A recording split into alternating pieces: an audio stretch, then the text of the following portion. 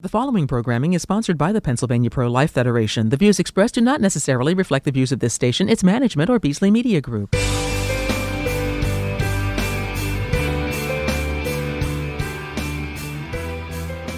Hello, everyone. Welcome to Positively Pro-Life, a podcast brought to you by the Pennsylvania Pro-Life Federation. Positively Pro-Life brings you inspirational stories, important legislative updates, and informative interviews as we restore and strengthen a culture of life. I'm Bonnie Finnerty, Education Director at the Federation, and I am joined by my esteemed colleague, Maria Gallagher, the Legislative Director. Hello, Maria.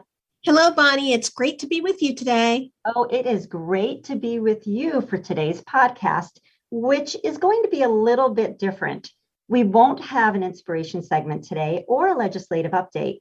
Rather, we'll devote our entire podcast to talking with our guest, someone that just about everyone in the pro-life movement knows about, and someone who is also well known by those on the other side of the abortion issue.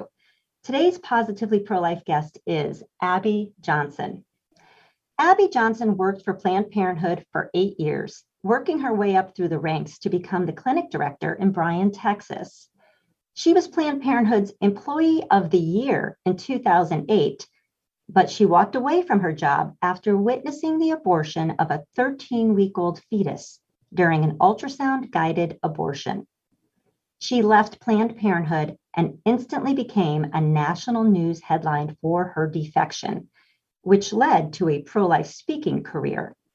In 2012, she founded And Then There Were None, the only ministry in the nation that helps abortion workers leave their jobs and find new ones out of the industry.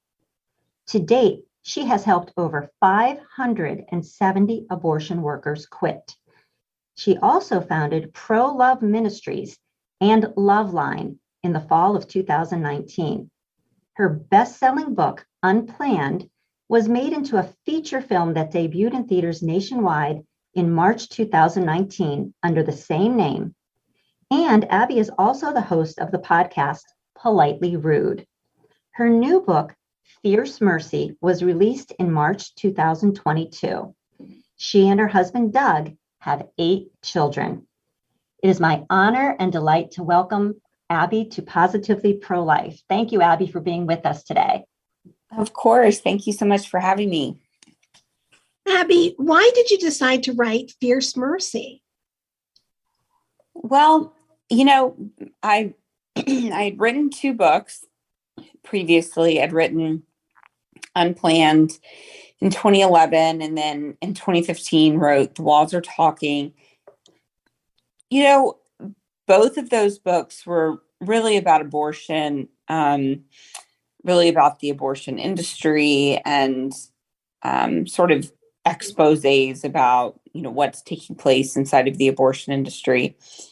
And I wanted to sort of pick up, I guess, from Unplanned and what had happened in my life since then, because Unplanned really stopped 8 months out of me leaving the industry. And so a lot had happened in my life, and I wanted to, just talk about what God had done in me personally.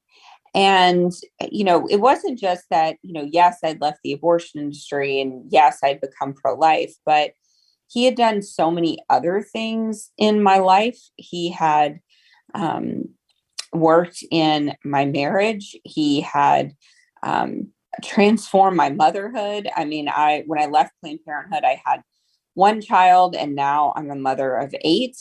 And so, I wanted to talk about that and how that came about. I, was very,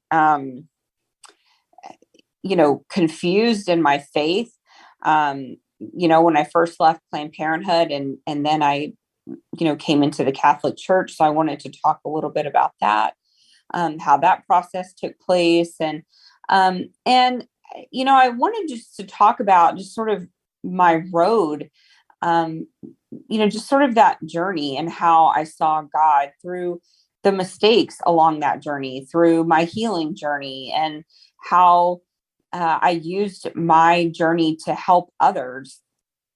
And so I just wanted people to see a more personal story of myself.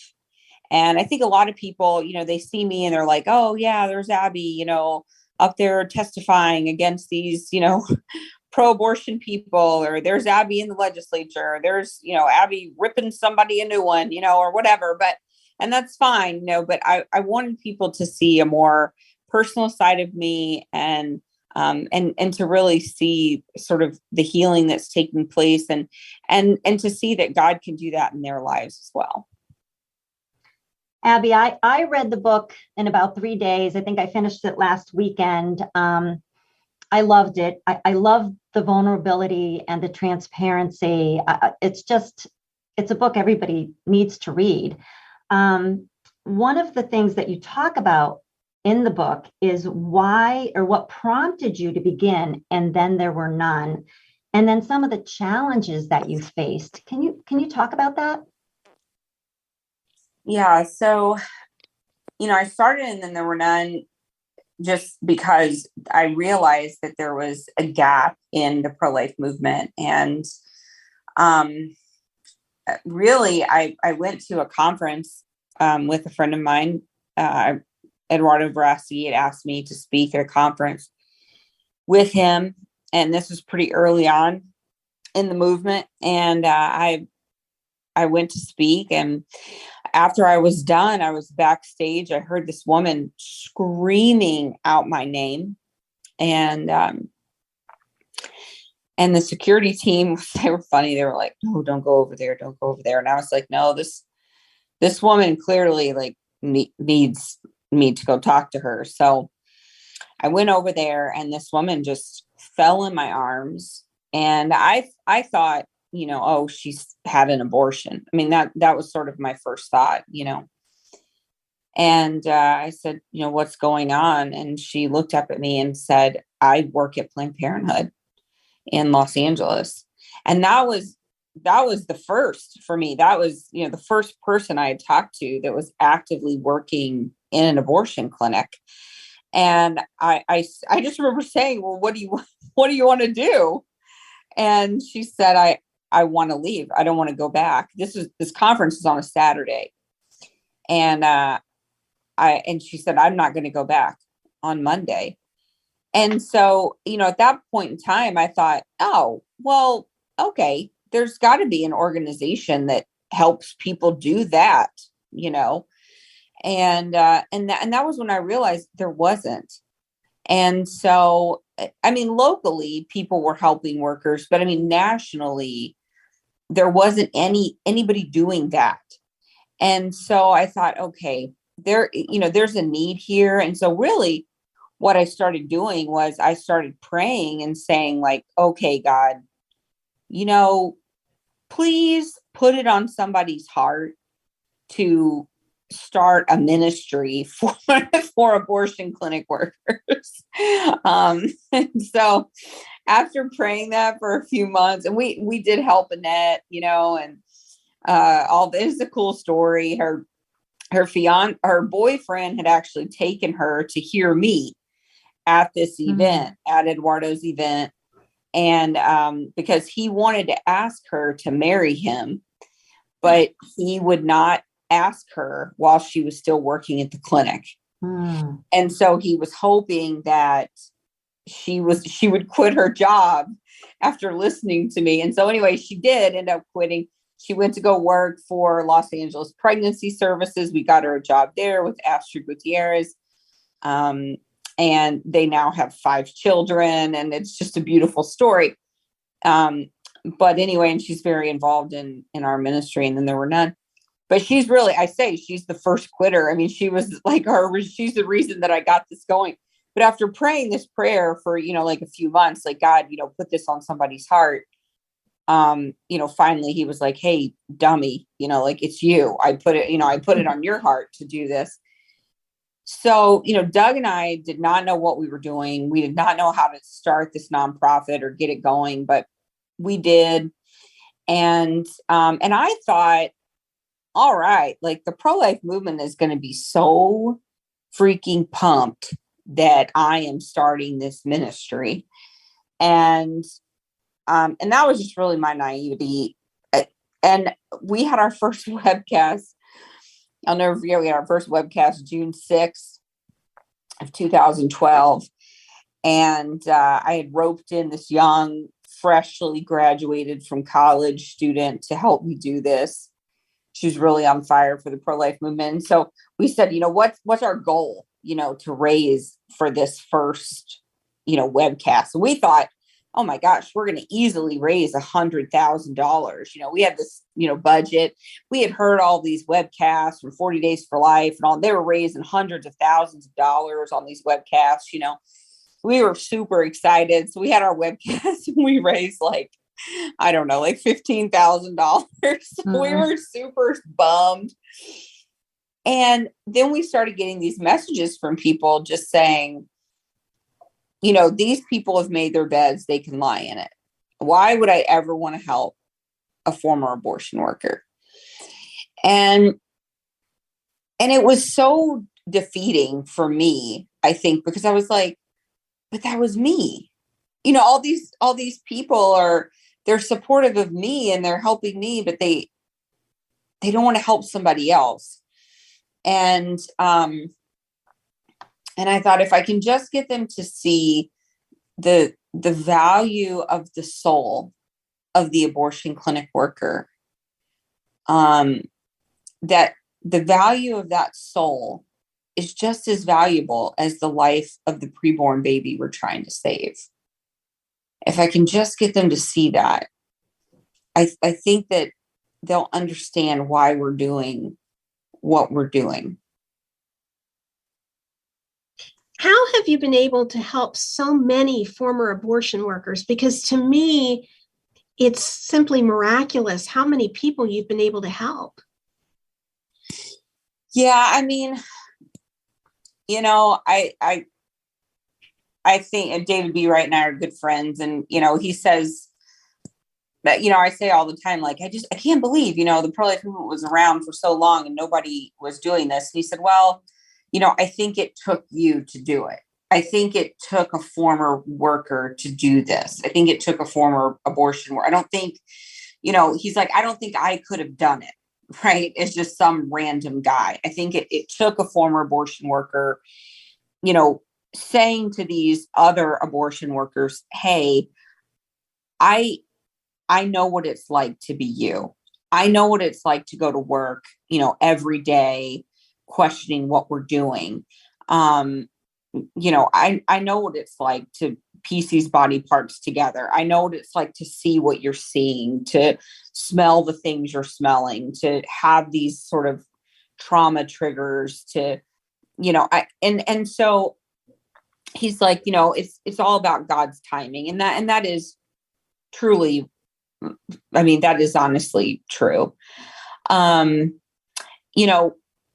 We are very abortion clinics. So we have the most accurate database of abortion clinics. And Then There Were None has the most accurate database of abortion clinics in the country.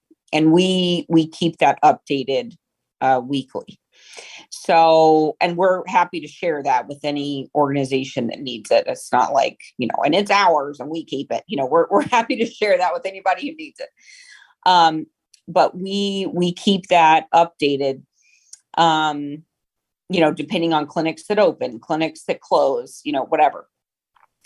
We send mailers into clinics so often. So an abortion clinic, every abortion clinic in the country is hearing from And Then There Were None at least once every 5 days. So they are getting a mailer from us, a different type of mailer, whether it's a postcard, a letter, a handwritten card, some sort of funny thing, like a puzzle they put together that says, reach us at And Then There Were None. we did this funny little thing one time where we got these little tiny bottles, like with a cork in them, and we rolled up a little piece of paper that had our website on it, and we put that in there and sent it in. They are getting a touch point from us in the mail at least once every 5 days. Wow. And what happens with those, we send Mother's Day cards in, because the majority of people that work in the abortion clinics are mothers. So, we're sending a Mother's Day card. We're sending Christmas gifts into the clinic. We're sending Easter candy. We're sending Valentine's Day flowers. We are always sending in-reaches into the facilities. I can tell you that our the most effective, well, probably the two most effective campaigns that we've had inside of the abortion clinics. Well, I'll say three. One, Valentine's Day flowers are very, very effective inside the abortion clinics, because a lot of the women that work there have never received Valentine's flowers before. It makes them feel so valuable and so loved. And they'll actually put on their Facebook, we've seen it on Facebook before, where they've said, wow, first time I've ever gotten flowers in my life. And they came from, the anti-choice group. I felt love from, and then there were none, for the first time ever in my life on Valentine's Day. That will trigger calls to us. We do really funny campaigns that are like really cheesy. We did this campaign about otters. Like, you otter, leave your job. You otter, call us, something like that. Like, it was just pictures of little otters on the postcards, like funny things, just showing them that, like, we're funny. We have a sense of humor. We're normal people, we sent a whole year of just like otter postcards and stuff like that.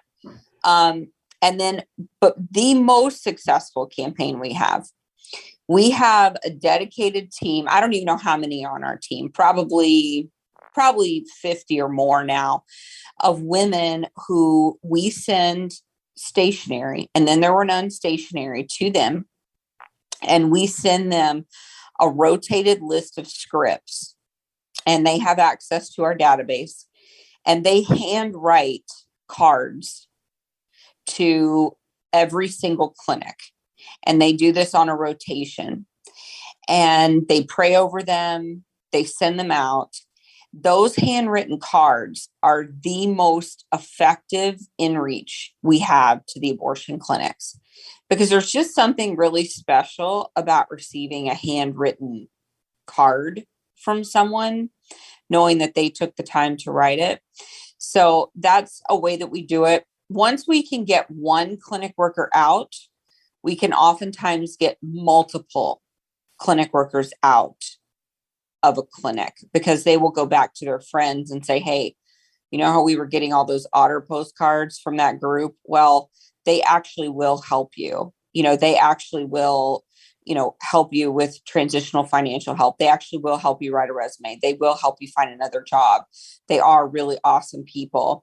And so that word of mouth sort of spreads.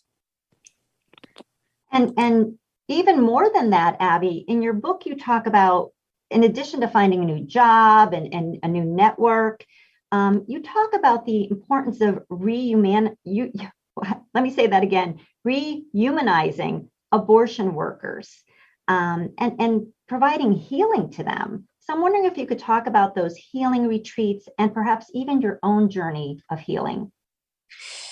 Yeah. So, when I started healing, I was like, okay, how do I do this? I didn't know, like, how do you heal from providing over, 22,000 abortions? Like,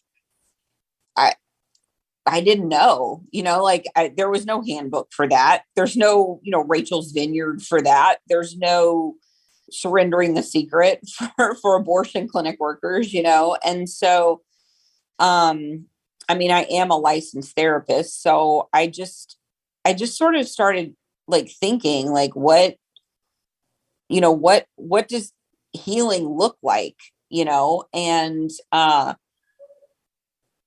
what does God say about forgiveness and shame and guilt um and so I started sort of and I was I'm very close to Father Frank Pavone. He had worked with a lot of um former abortion providers before and people who had worked in the industry, and I started talking to him. He was definitely a mentor to me, and so we just started I just started coming up with something to try to help myself. And I thought, I can't rehumanize 22,000 babies, right? I mean, that's not possible, but I can rehumanize one. Like I can pick one, and so that's what I decided to do. And so I chose the baby that I watched die on an ultrasound machine, the one that really changed my life. I gave him a name. I wrote him a letter. Um, I then I got a plaque for him to be placed at the National Memorial for the Unborn in Chattanooga, Tennessee. And so then that sort of became part of our healing program that we use for And Then There Were None. People may want to memorialize a child in a different way. I also did the same for my own two children that I aborted myself. And so, we just sort of came up with a curriculum, myself and then another therapist that works at And Then There Were None. We just sort of came up with a curriculum. Part of the curriculum, though, is an admission of guilt. I mean, you can't heal from what you don't recognize that you've done. And so that's sort of the hard part for a lot of the workers is, really coming to terms with the sins that they've committed. But once you recognize it and you write it out and you put it down and you say it, then it's out there. And when it's out there and when it's said, Satan no longer has control over it. And it's really a freeing moment for them. Abby, if you had a chance to speak to the justices of the U.S. Supreme Court, what would you say? It seems that, it seems like they are primed to overturn Roe, which we're, of course, all very thankful for. I was listening to the Dobbs arguments and, I know that you're not a dummy if you make your way up to be a justice of, the highest court in our country. I would love to have a personal conversation with, Sotomayor, or Justice Kagan and to say, and to really challenge them on some of the intellectually dishonest arguments that were made during the Dobbs case. Sotomayor saying that there has been no maternal fetal advancement in the past 50 years.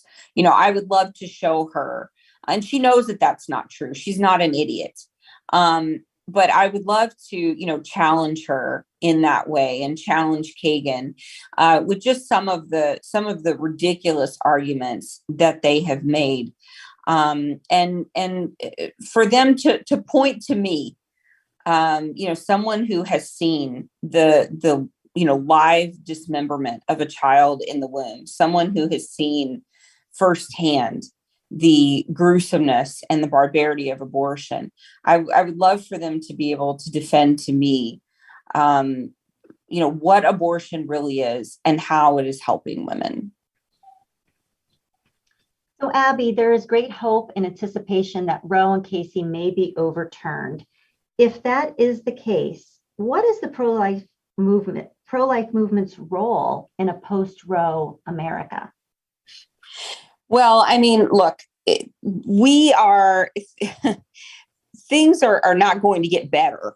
Okay. So nobody needs to be under the impression that, oh, Roe's overturned, so yay, we've won. Okay. Now we've gone from one battle at the Supreme Court to 50 battles. So things are going to be exponentially more difficult. So we have to be, ready to fight. We have to be, armed spiritually in a way that we haven't been before. I've been telling people things are about to get real biblical in our country. So, we have got to be ready for that fight. We are going to war on behalf of our preborn children. And so, we've got to be ready in our states. We've got to be involved. We've got to be prepared. We have to be engaged in our pro-life efforts on a state level, on a local level. The grassroots is how we are going to win this fight. And so everybody needs to get plugged in and get involved. Definitely. And we have just about a minute left. And Abby, I was wondering if you can tell us, I think that you have another movie you're working on. That's just amazing. Can you tell us about that? I do. Yeah. I have a documentary that I'm working on called Unthinkable. And we are working with other former abortion clinic workers and doctors to really expose the underbelly of the abortion industry. We are talking about the brainwashing that takes place inside of the abortion industry, sort of the cult-like mentality that's going on in there, just everything that the abortion industry does not want you to know. We're going to be exposing in this documentary called Unthinkable. That's just wonderful. And I just want to tell you how much I greatly appreciate all you have done for the pro-life movement. I mean, if there is one hero of this age for the pro-life movement, I think it's you. And you just are so inspiring. And I just want to thank you so much for appearing on our podcast. Oh, I appreciate that. But trust me, I'm not a hero. So many of you have been doing this longer than I've even been alive. I'm just honored to be doing the work of the Lord. And I'm really I'm standing on the shoulders of so many great people like yourself. And I just appreciate all of you so much. Thank you, Abby. Thank you, Abby. Thank you, guys. Positively Pro-Life is made possible through the generous support of the members of the Pennsylvania Pro-Life Federation all across the Commonwealth. Thanks for joining us. And remember, there's always a reason to choose life.